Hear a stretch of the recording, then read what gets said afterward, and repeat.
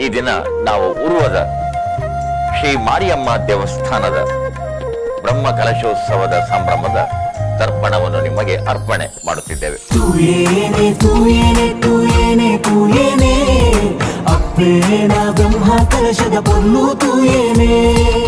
ಸುಮಾರು 6 ಶತಮಾನಗಳ ಇತಿಹಾಸ ಹೊಂದಿರುವಂತಹ ಕ್ಷೇತ್ರ ನಮ್ಮ ಉರುವ ಶ್ರೀ ಮಾರಿಯಮ್ಮ ದೇವಸ್ಥಾನ.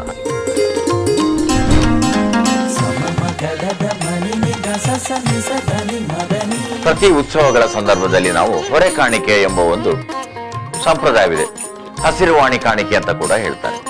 ಇಲ್ಲಿ ಭಕ್ತಾಭಿಮಾನಿಗಳು ತಮ್ಮಿಂದ ಸಾಧ್ಯವಿರುವಂತಹ ಭೋಜನ ಪರಿಕರಗಳನ್ನು, ಪೂಜಾ ಪರಿಕರಗಳನ್ನು, ಉತ್ಸವ ಪರಿಕರಗಳನ್ನು ಅರ್ಪಣೆ ಮಾಡುವುದೇ ಇದರ ತಾತ್ಪರ್ಯ.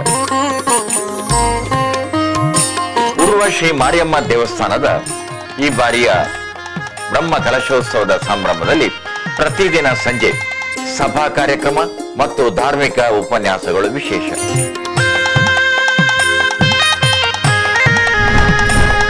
ಶ್ರೀ ಮಾರಿಯಮ್ಮ ದೇವಸ್ಥಾನ ಇಂದು ಜಗತ್ತಿನಾದ್ಯಂತ ಭಕ್ತಾಭಿಮಾನಿಗಳ ಆರಾಧನೆಯ ಕೇಂದ್ರವಾಗಿದೆ, ಭಕ್ತಿಯ ಕೇಂದ್ರವಾಗಿದೆ, ಪೂಜಾ ಕೇಂದ್ರವಾಗಿದೆ.